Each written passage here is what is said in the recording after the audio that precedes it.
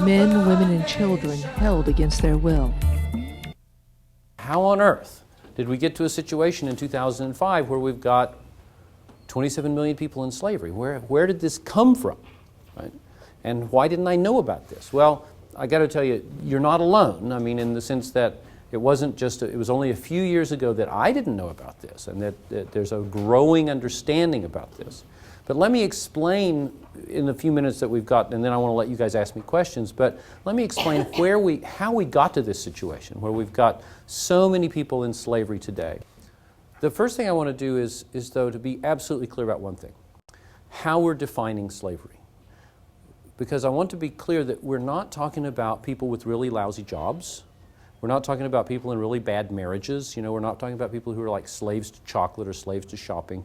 We're talking about people who are actually slaves in the sense of the word that applies across all of human history. And when we define slavery, we define it this way, that it's somebody who is controlled by violence.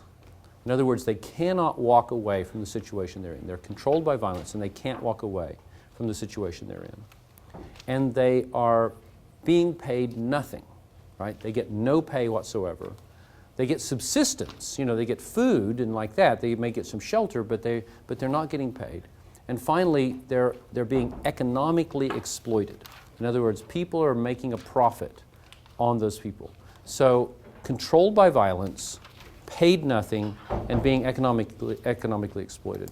Now that in fact is the definition of slavery that applies across all of human history. If you go back to ancient Egypt or ancient Greece or ancient Rome, and you say, what defines a slave? What are the characteristics of that guy's life or that woman's life or that child's life? You'd say, well, they're under violent control. If they try to walk away, people get physical with them. They are absolutely not allowed to walk away from their situation. They're not paid anything, and they're being used to make a profit.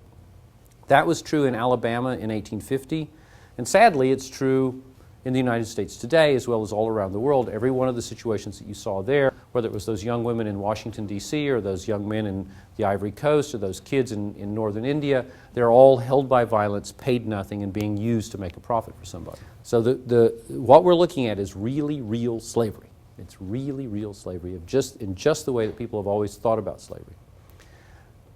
The other thing that sounds a little funny before I kind of tell you where we got 27 million slaves is to remind you of something that sounds odd, which is to talk about for an instant how slavery is a relationship. Now I know when we use the word relationship, we don't tend to think about slavery. You know, we tend to think about the relationships that we have with other people, like our parents or our boyfriends or whatever, right? That's what a relationship's about.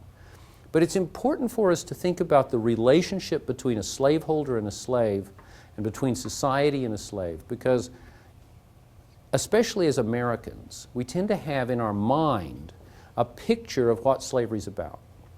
And that picture comes from America before the Civil War. You know, we have a vision of slavery that's kind of locked in our heads, which is about Africans and African Americans trafficked over from Africa, brought to the American South, sold in auctions, chained up, forced to work, especially in agricultural work.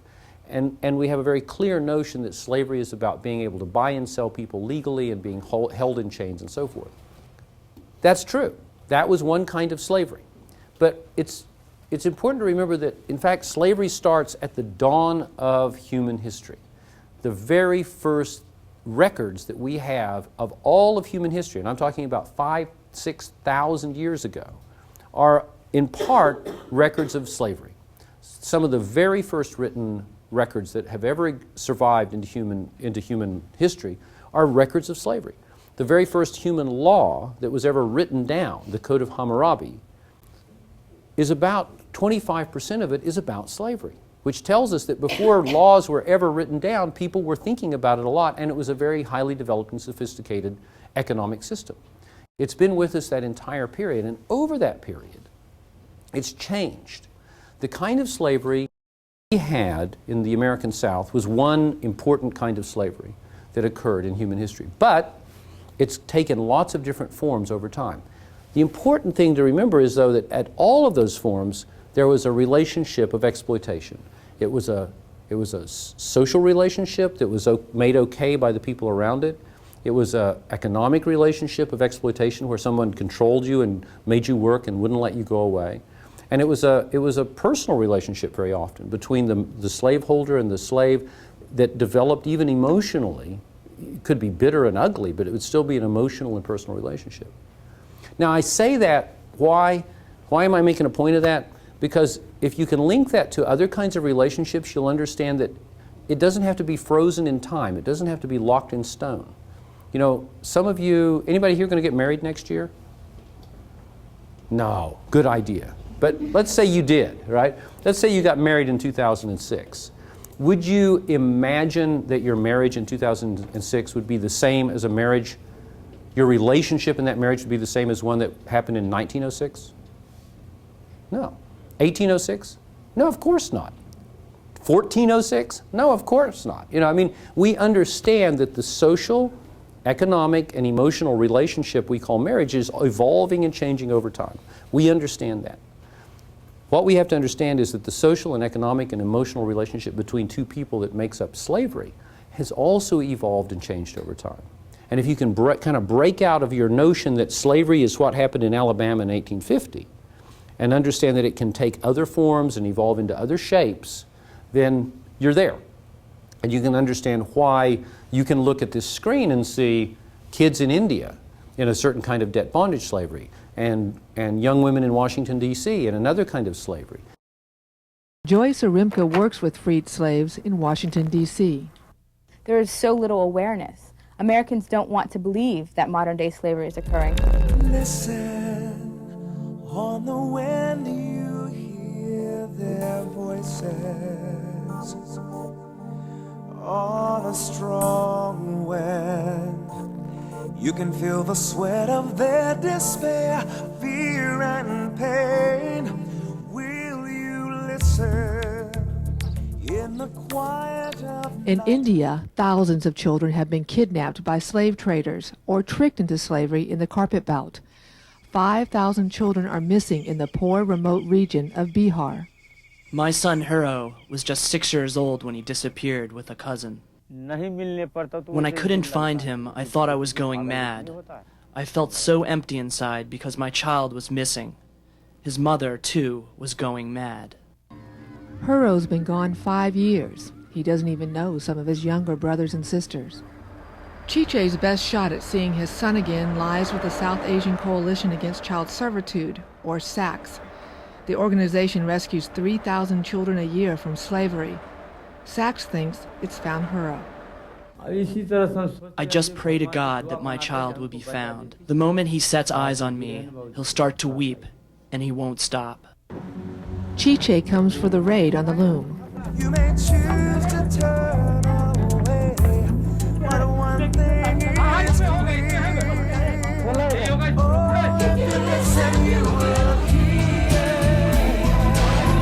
Oh, the voices of a million souls,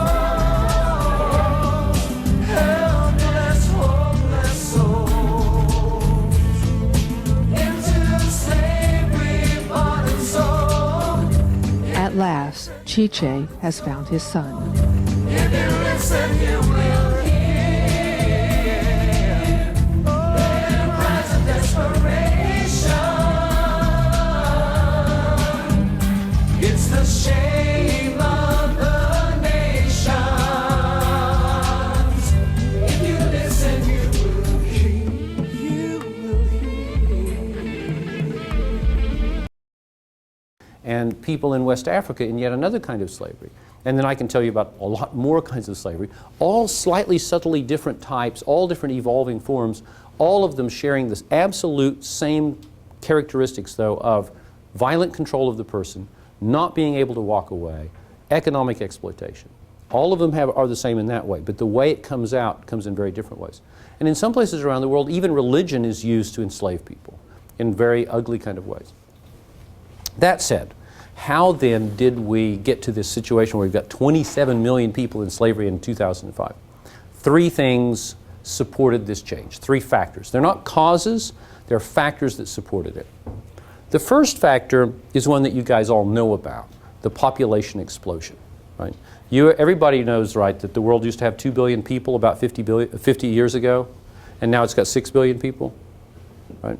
That we've gone from 2 billion people to 6 billion people in about 45, 50 years, and that most of that growth has occurred in the developing world, in the global south. That growth has been one of the greatest, most profound events in the history of humankind. Never before has this globe been completely glutted with human beings. That doesn't make people slaves. That does not make people slaves. But add into it a second factor, and the second factor is the big economic changes that have happened in the world in that same period. Particularly the changes like globalization. The key point here is that all kinds of things have happened in the last 50 years to make that very large number of people in the developing world, in the global south, very poor. You know, it used to be about subsistence agricultural, people growing their own food. Now those people have been pushed off the land. This is a story that repeats itself all over the developing world. Pushed off the land into the cities because they're shifting the economies of the countries to cash crops, so that we can go to Starbucks and stuff like that, but cash crops to pay back international debts that their dictators have taken out from the World Bank and so forth to buy guns to oppress the people and drive them off their land. It's a big circle like this. The point of it is that the impoverishing impact has meant that incredibly large numbers of people have been pushed into the mega cities of the global south and find themselves there in situations of extreme vulnerability. Economic vulnerability because they have nothing. There's about 1 billion people in the world that live on around $1 a day. Around $1 a day. Around 2 billion who live around $2 a day. I mean, it's a very, very tough situation. And it means that there's no economic power, there's no social power, no political power. And they're desperate. The people are simply desperate. There's about 1 billion of them, and they're extremely desperate because they want what you guys would want. You'd want food, clothing, food for your children, shelter for your children, education, medical care, anything any human being would want. That doesn't make them slaves. But you add the third leg to the stool, corruption. They're very poor, they're very vulnerable, there's an awful lot of them. That doesn't make them slaves, but if you add in government and especially police corruption, it means that people can use violence to turn a person into a slave. In other words, you know, if I want to turn this guy here into a slave, I probably would, and he looks a little puny. I don't know if he's going to do the work terribly well, but if I were to, you know, it would be great if I could pay the policeman to turn a blind eye while I used violence to take control of this guy's life. If he's desperate for work because he's hungry and his kid brother's got an illness and needs medicine, his mom's sick, you know, and all this kind of, and he's hungry, yeah, even easier for me to say, I've got a job, get in the back of my truck, and then 20 miles or 100 miles later, I put him to work, and when he realizes he's not getting paid is when I say, you're not leaving. I've got a gun, you don't, I'm in control, the police are taking a bribe from me, you don't walk away, you're under my control, and if you don't like it, you get hurt. And that's the way slavery works around the world, but there's so many people like him, desperate, poor, and vulnerable, and so many situations of corruption where the police will not enforce the law. It means that it's easy for me as a criminal to take control of his life. That's part of it. That's how we get to 27 million people in slavery. Here's the second point that I wanted to share with you, which is actually the big news. The big news is what happens when you have a huge supply of enslavable people. What happens when you flood a market with a product? You guys did economics, come on. What happens when you flood a market with a product? It gets cheap. The price falls. The market is so flooded, so glutted with potentially enslavable people that the price of slaves has hit an all-time low in the 6,000 years of human history of slavery. How much did a slave cost in Alabama in 1850? I won't go into all the details, but about $1,000, which is in today's money, $38,500. Slaves throughout most of human history have been very expensive capital purchase items. How much did we pay for those 2 19-year-old guys that we bought in the Ivory Coast? Did you catch that? These young men are slaves in Africa. They're working on the lower end of the economic ladder. It tends to be raw materials, agriculture, basic stuff that feeds into the local economy.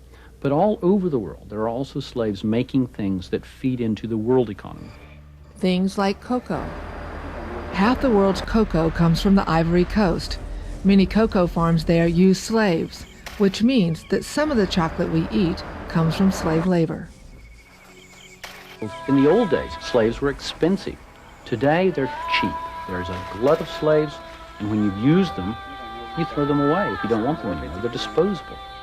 Slaves like these men cost the equivalent of $40,000 in the Deep South during the 1850s. Today, the average slave cost $90. A local journalist in the Ivory Coast uses an undercover camera to show just how easy it is to get a good deal on people. It takes 30 minutes and about $80 to buy these two men. They come from Mali, hoping to work for a better life. Their purchase in the market turns out to be just a warning for the men who so narrowly avoided slavery. He said that if anyone escaped, he would be caught and killed.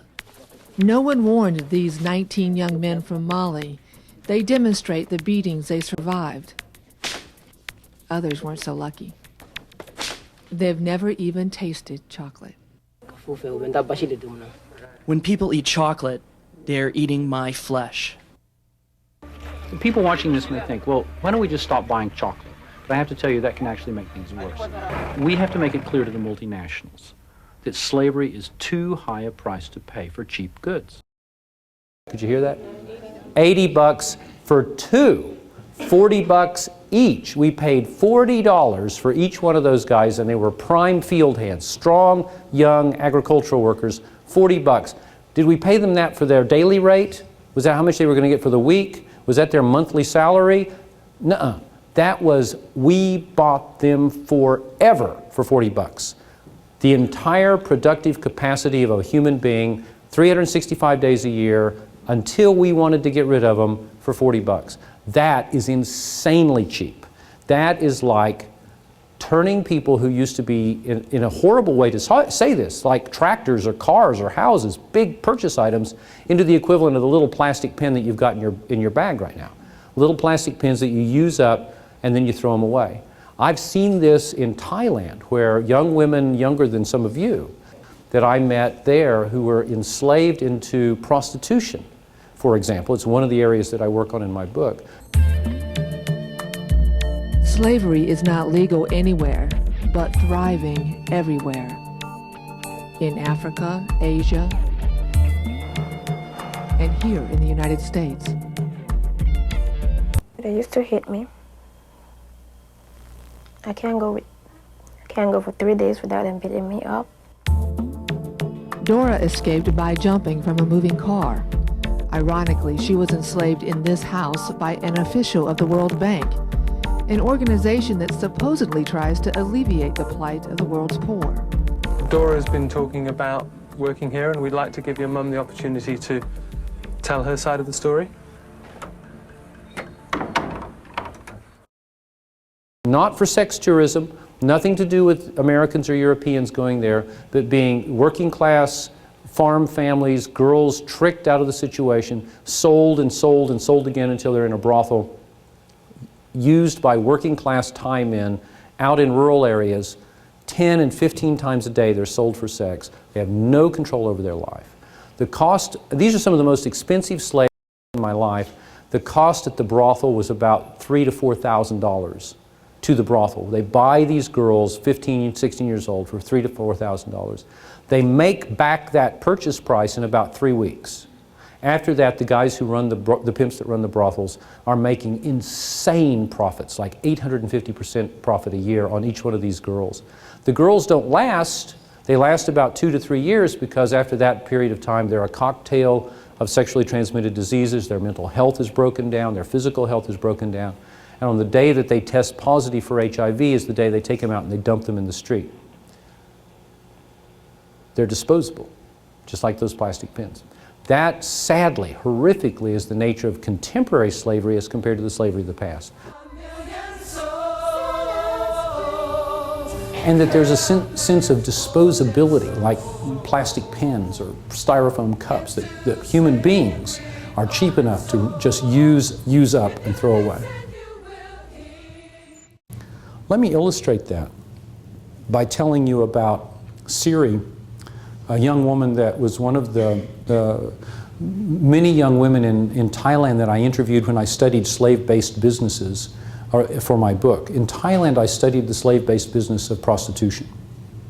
And I want to be clear, it was not about sex tourism. This wasn't about Americans or Europeans going to Thailand for sex tourism. This was I was able to gain access to a working class brothel in a working class neighborhood in a rural town in Thailand where foreigners and tourists never went. Siri was one of the most expensive slaves I met, that I have met around the world. She was originally, in a sense, purchased from her parents. Her parents were tricked. They were told they were being given an advance on her wages for her new job in Bangkok. And they were given about $1,000 as an advance on her wages. But it was basically a purchase by a recruiter of that girl from her parents. The recruiter took her about 50 miles away and the next day sold her to a broker for $2,000. And the broker then took her to the town that I found her in Ubon, which is in eastern Thailand, and sold her to a brothel for $4,000. She was about 14 or 15 years old at that point.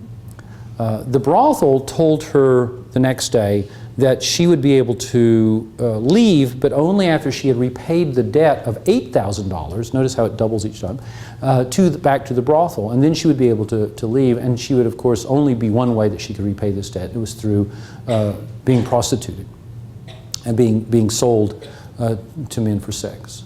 Now, that was a lie. They had no intention of letting her go. They had no intention of letting her earn back her freedom. They had no intention of ever setting her free until they were completely finished with her. It was just one more part of the lie that they used to keep her under control. And then they began to sell her. First, very expensively because she was a virgin, and then over and over again, 10 to 15 men per day buying her for sex. And this went on day in and day out and day in and day out, and had been going on for almost 2 years when I met her. She actually made back her purchase price about every 3 weeks. There was that kind of flow of money through the brothel. They were making about 850% profit on her and every other girl in that 30-girl brothel, which was one of 6 brothels just on that side street. If you are willing to destroy the lives of young people, it's a phenomenally profitable business. Now, it's also true that a girl like Siri, other girls in that brothel, won't last. They won't last because at that rate of use, after 2 or 3 years, they are a cocktail of sexually transmitted diseases. Their mental health has shattered. Their other parts of their physical health, often from beatings that they suffer, have been very broken. And it's usually on the day that they test positive for HIV that they're then just taken outside the brothel for the first time and dumped in the street. Because at that point it becomes bad business to hold on to them. And it was heartbreaking. Siri and another 2 or 3 of the girls that we would take out in the afternoons, and we'd say, we would actually, the pimp didn't really care what we were doing. He thought we were buying them for sex, taking them to a hotel for the afternoon. We were actually taking them out and saying, what would you like to do? They always said the same thing. I want to go to the temple. I want to pray. I want to pray that I won't get HIV. I want to spend as much time praying at the temple as I can. And then we'd say, okay, and then let's take you and give you a big meal because we also know you're not getting fed well and so forth. And they would do this and do this every time we took them out, and then we'd spend time talking with them over a meal. Horrifically heartbreaking, and yet almost certainly all the girls in that brothel are likely to be dead today that I met just a few years ago because of HIV. If you can stand that business, it makes a lot of money. That's the horror of this kind of disposability. And it's horrific in Thailand, and it's also horrific when it comes and touches us, because it also touches us. Incredibly in many ways, and horrifically in others. As you saw in the film, there are people who are in slavery in Africa, harvesting cocoa that flows into the global commodity markets and feeds into the chocolate that we eat. In the same region, as well as South Asia, and in places like Central Asia, there are people harvesting as slaves cotton that feeds into the global market, that is in the cotton and the shirts that I'm wearing, I'm sure, and you're wearing right now. Coffee, sugar, tantalum, which is a crucial mineral that goes into your cell phone. You can't have a cell phone without the mineral tantalum. Enslavement goes into that as well. Study of slavery in the United States, paid for by the United Nations, that we did with the University of California, Berkeley. Launched it in Congress last September, and you can download it from our website. In that research, we searched out every single case of slavery in the United States that we could point to, an actual individual who had been in slavery and then come out, and we found over 10,000 individuals. But those are the real ones that we could point to, and this is a hidden crime. This is a hidden crime. So that was at one tip of the iceberg. We also found that the CIA had done research that said that at the present moment they think about 17,000 to 18,000 people a year are being trafficked into the United States to be enslaved in the United States.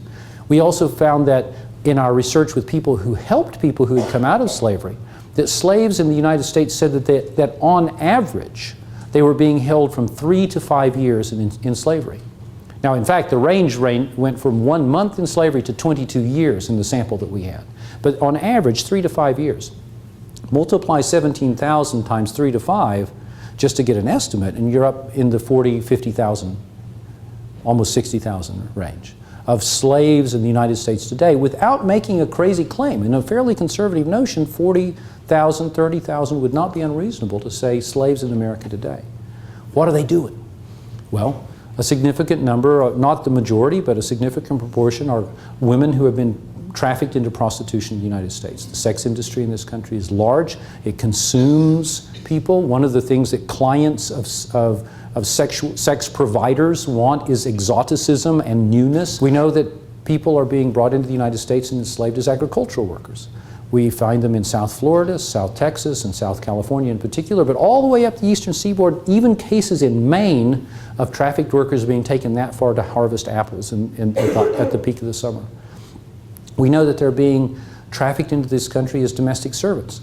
You saw the 3 young women from Africa, from the Cameroon, who were enslaved in the Washington, D.C. suburbs as slaves in houses as household help, held for several years in that way.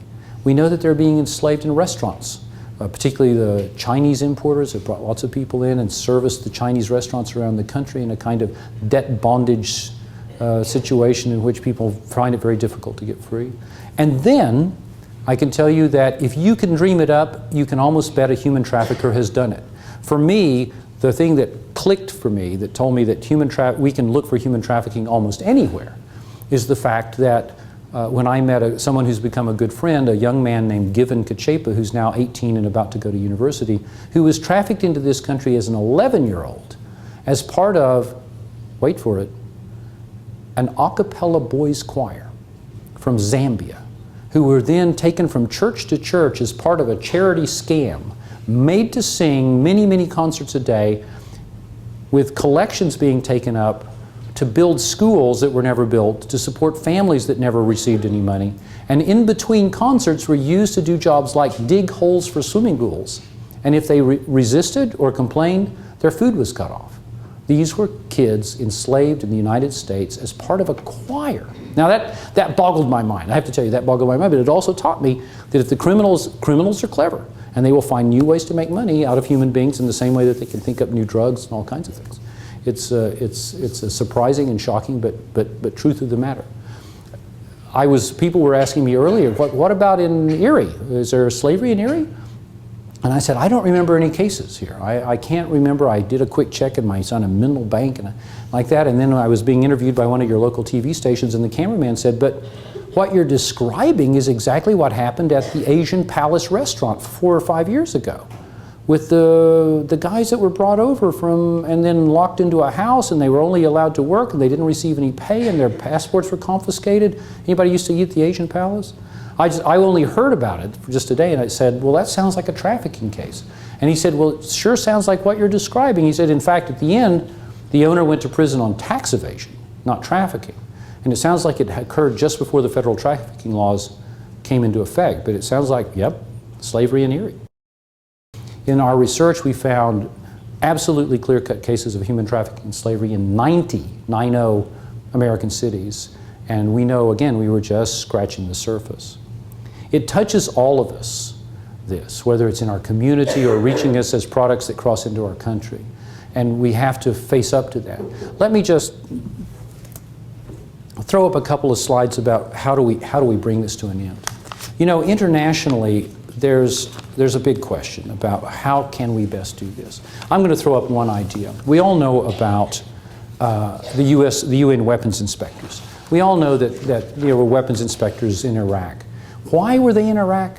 Because Iraq signed the United Nations Convention Against Weapons of Mass Destruction. Now, I know you think I'm digressing, but I'm not, I promise. They went there to see if Iraq was keeping the promise that it made when it signed and ratified that convention. The reason I'm saying that is because every country in the world has signed and ratified the Convention on Slavery. Every country, almost every, maybe one or two, not, but basically every country in the world has ratified the Convention on Slavery a long time ago. Now, I'm wondering, why don't we have slavery inspectors? This wouldn't be that difficult. If we can have inspectors to look for weapons of mass destruction to make sure countries are keeping their promises, why can't we do the same with this? Now, I'm not saying that we should bomb them if they don't keep their promises. Right? I don't want to go that way. But what I do want to say is, we could say, you seem to be having a little trouble here. Our inspectors have discovered that there is still slavery in your country. How can we help you to enforce your own laws and eradicate this problem?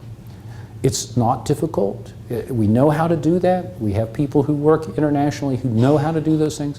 With the right amount of resources, those things could be brought to bear. Because around the world, every single country has a law against slavery. It's not about getting the laws passed. We don't have to fight the fight that they fought in the 1860s about getting a law against slavery. We've got laws against slavery. We just have to get those laws enforced. Now, that can be tough. But again, the right combination of carrots and sticks internationally as well as domestically can help governments to do what they've said they're going to do and bring those laws into enforcement. And then finally, and this is more internationally, but it also works locally as well. You know, there are heroes out there. There are heroes out there that you've never heard of. Big heroes that you've never heard of who take people out of slavery and into freedom every day. I had an email 2 days ago. Some of our teams that we work with in India had just made another raid on another bunch of carpet stalls like the carpet huts like you saw in the film. And in India, Sachs not only rescues children from slavery, it also mends their spirits and educates them, making them leaders when they return to villages where almost no one can read or write. If you are illiterate, anyone can cheat you. If I am literate, no one can cheat me. Such schools are funded by the Rugmark Foundation that investigates and ensures consumers that children have not labored over the expensive carpets. The Rugmark stamp adds about $2 to the cost of a rug. And we believe that's a small price to pay for that peace of mind, that by buying that rug, you're not getting involved in the child slavery problem. Also in northern India, women have formed small credit unions and bought their freedom. Achieving economic independence means they no longer fear debt bondage and slavery. Their increased incomes now support local schools for the children they have taken out of the workplace. 18 more kids had been brought out of slavery who were now in our rehabilitation center and school in northern India. Another 18 kids had come out. They were chasing the guys who had put them in there, but they hadn't caught them yet. But they had to do that at risk of their own lives. I can tell you that, again, workers that we know and workers that we have enormous respect for in different parts of the world have not just been injured but killed. We have martyrs in the work against slavery, real martyrs that Americans rarely hear of. And one of the reasons they're martyrs is because we haven't heard of them, because we don't know who they are, and we're not able to say, in the same way that Amnesty International would have us write letters to a government to say, we know you've got that guy in prison. We know you have him in prison for speaking out. Don't torture that man. That man should be out. We need to be writing letters to governments around the world saying, there are anti-slavery workers in your country who are under threat and they deserve your protection because they're actually carrying out your wishes according to your own laws. Not long ago, 3 more anti-slavery workers, and this is just a few months ago, were killed in Brazil. In part because Finally, the government of Brazil has really begun to push hard on slavery, but pushed so hard that the slave holders are beginning to push back. And when that particular raid went wrong, guns came into play, and 3 anti-slavery workers were killed.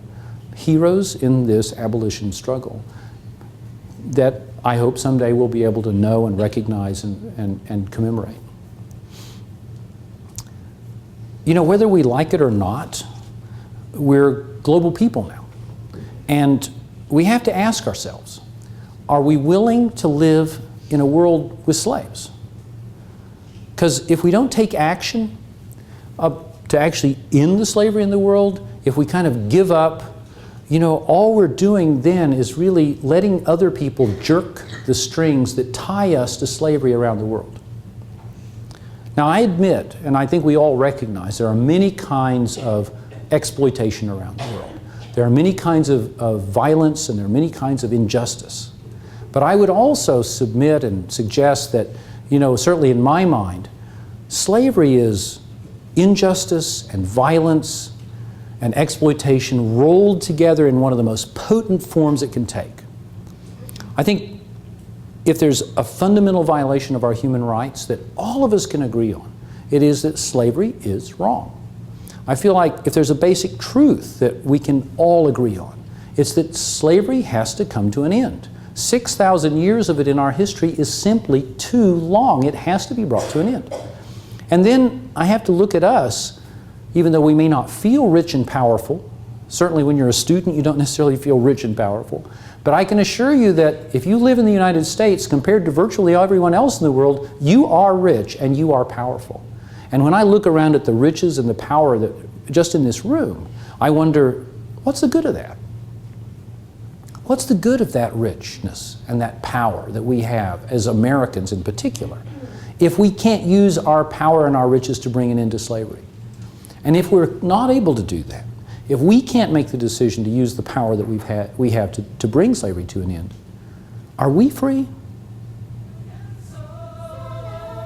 Well, I'll leave you with that question.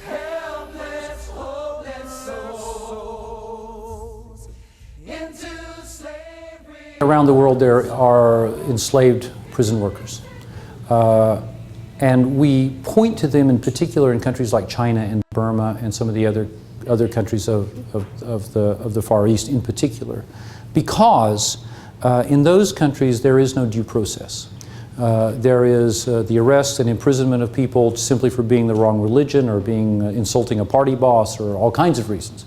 But the outcome is that, particularly in China, people are sent without trial directly into a prison factory where they're immediately put to work, and there is no pay whatsoever, and there is no choice about it, and so forth. Those are undoubtedly cases of state-sponsored forced labor and enslavement into productive capacity. It's also very much widely used in the country of Burma. The government enslaves its own citizens to do large-scale projects and like that.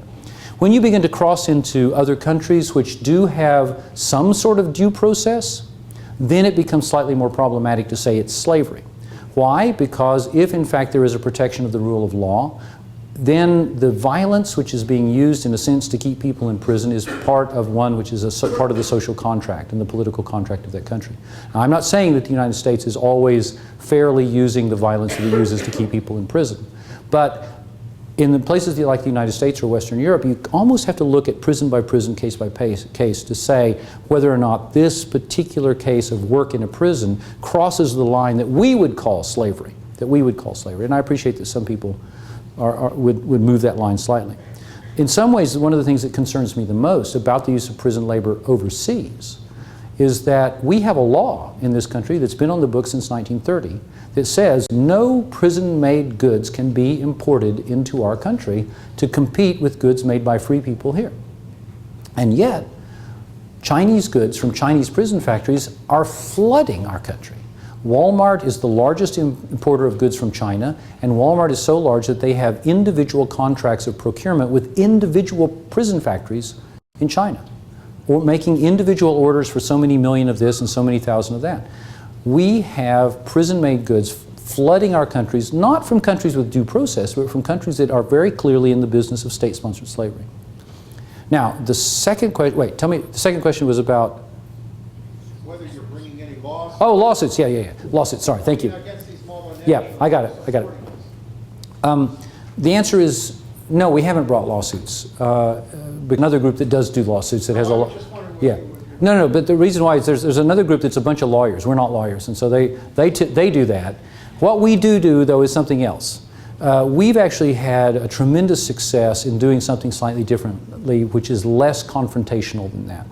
When we made the film based on my book, and discovered for the first time extensive slavery in cocoa production in West Africa, we could have brought a lawsuit against chocolate companies. But in fact, the chocolate companies came to us right away and said, we didn't know about this. Now, you may not believe us, but we didn't know about this. We buy cocoa from the Ivorian government. They do not allow us to go up country to buy the cocoa. We have to buy it at the port, and we have to buy it from the government wholesalers. We were not allowed to go up country to check out what was going on up there. But we don't like it, and we want to do something about it. What can we do about this? And we worked out with all the chocolate companies. And when I say all, I mean all. Every chocolate company in North America and Western Europe got with us, and we worked out a treaty, like a contract, which is called the Cocoa Protocol, in which they agree to certain things. Bankrolling the research necessary to find out where the slavery is, not just in the Ivory Coast, but in every cocoa growing country in the world. Bankrolling an independent foundation that will provide the work necessary to take people out of slavery, care for children who have taken out of slavery, build up the education processes to help people not take people into slavery, help support people who've been trafficked across borders and so forth. An independent foundation. And finally, by July of this year, to have in place the beginning of a national inspection and verification system that will be independent of the chocolate industry. Kevin Bales recently testified in Washington, D.C. Penalties against traffickers are now tougher. In West Africa, Free the Slaves has worked with the chocolate industry and other organizations to uncover the exact extent of the slavery problem. Together, they are building an inspection system that will take slavery out of chocolate for good. And that will then lead to a certification process which will say whether or not the product has slavery in it. Now that's a positive way to move forward that in fact has led the transfer of about, to date, $22 million of chocolate industry money into anti-slavery work in a way that a lawsuit would have led to the transfer of $22 million into the pockets of lawyers, I suspect, or maybe not that much. But we feel very happy about finding a way to work with these companies, these very large companies, who have made an honest effort to clean up their product chain. Now, there are other groups in this country that have not cleaned up their product chain, and we're talking about lawsuits. And one of them is, you saw the kids making the rugs. There are rug importers, particularly on the East Coast, that we've gone to again and again and said, we know your rugs are coming from slave children. And they say, it's a little bit like being in The Sopranos when you meet these guys. They say, get out of my face, unless you want to get hurt. And we say, all right, we'll come back next week and we'll talk to you again and so forth. But, you know, they have no interest in cleaning up their product chain, and I think we're going to have to go the route of the lawsuits.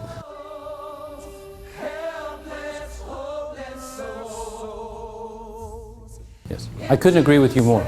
There is, slavery is of course something that has rolled out of terrible situations of colonialism and the impacts of colonialism on people in the developing world. Of course, not all of this slavery is about the developing world, but most of it is. We try to address that by, in a sense, not chasing our tail. And I say that in particular by pointing to the work that we do with partners in countries in West Africa and India and Nepal and Haiti and other places. Partners that we insist are not involved in what we call project work. Now, I know projects is a fairly innocuous word, but we see so much of the work that's being done in the developing world to people as projects that are basically like putting Band-Aids onto scratches and not dealing with the overall problem. We try to work only with groups that say to us, our aim is to overturn the ugly remnants and the realities of colonialism and neocolonialism. We want to support movements. We don't want to feed people just so that they can be hungry, not hungry today. We actually want to support groups that change the underlying economic structures and the power relations in those areas where we work. Now that's a big order, and that's a big ticket, and that's also something that's kind of more complex to explain. But I can assure you that when the workers of, say, the Sandkalp organization, who are our partners in northern India, change those situations in the quarrying villages where people come out of debt bondage, they change the power relationships. And it's led to violent confrontation, because that will happen when you stand up to the power in those areas. But we know that we cannot allow or expect slavery to come to an end, or its impact to come to an end, until we change those power relations. We have a wonderful model for this, a negative model. It's called the United States of America. The United States of America botched its emancipation in 1865. 4 million people came out of slavery in 1865 and were dumped into an economy without adequate assets. They had skills, but not access to markets, no education, not allowed to participate in the political process. They were relegated to third-class status, and we are still paying the price of that botched emancipation in 1865. So we have said, and in all of our work, we have an absolute rule: no one comes to liberation until there is a funded and clear way for that person to achieve economic independence and a chance to be an active participant in their own community. Now, does that mean they generate into a world with no problems? No, of course they got problems. We all got problems, and they have very serious ones as well. But we don't see this as a buy people out of slavery and set them free thing. No, that's step one. We never buy people out either. That's like paying a burglar to get your TV back. We say people come out of slavery as step one, and then there's a lot of steps after that about becoming powerful in their own lives. I do have a notion of what you're trying to say. It's something that all of us face on the day that we wake up to our moral responsibility as human beings on the planet Earth. I mean, that in some ways, there's that moment when we bite that fruit of knowledge and we become aware of how we actually fit into the planet, and we have to say, oh my gosh, I'm responsible for good things, and I'm also responsible for some pretty ugly things. But the good news for you is this: we cannot change the past, but we can change the present and the future. If we are aware of what we are capable of, good and bad, we can accentuate and act to do the right thing. And we have to take this all further as well. I just want to say one last thing, and then I think I ought to wrap up. But, you know, we have to find a way not just to bring people to freedom, but to help them to reconcile and forgive. And we have to find a way to take slave holders and slave masters to a point that they understand what they've done and also reconcile themselves to their own faults and the people that they've harmed. We see this in South Africa, where a Truth and Reconciliation Commission has done important things in helping people to resolve the past horrors and crimes of apartheid. We're going to have to face that. And so far, people aren't thinking about that. They're thinking about punish those slaveholders, set those people free. But all of those people are going to carry the ugly scars of slavery after freedom until they have a chance to think through and reconcile and forgive and understand how to get past that ugliness of slavery. That didn't happen in the United States, and we're still suffering from that fact. That after forgiveness is probably when the truest freedom occurs. Now that's my view, and I see that occurring. But I think you don't find that true freedom. You may have it physically, but you may not have it mentally until after forgiveness occurs.